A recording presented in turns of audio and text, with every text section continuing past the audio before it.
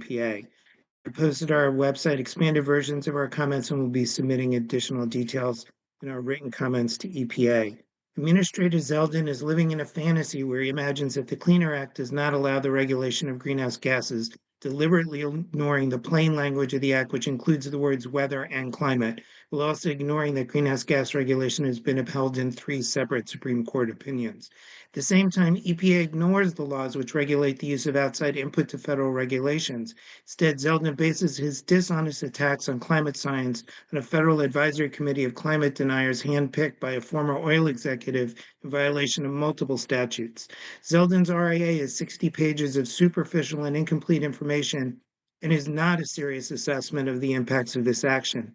Bears no resemblance to the evidence-based approach EPA has historically used to analyze the costs and benefits of rules, includes no automotive technology feasibility, cost, or efficiency analysis, nor does it consider, as it should, any alternative regulatory scenarios beyond outright appeal.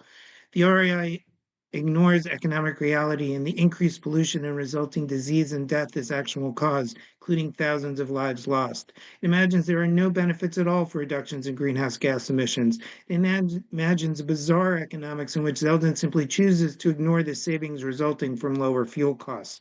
It is the same logic that allows this administration to say that rescinding a series of rules, all of which had net positive benefits, will somehow make Americans better off. It's only by ignoring the long-term cost savings of EVs that they can twist the data enough to try to show net benefits of this proposed action. More conveniently for this action, Zeldin ignores the massive increases in costs of gasoline that will result. According to the analysis of the EIA, this action will increase gas prices from 5 cents a gallon 2030 to 76 cents a gallon in 2050. EIA finds Americans will pay a total of 4.1 trillion more for gasoline by 2050 as a result of its action, a cost Zeldin chooses to completely ignore.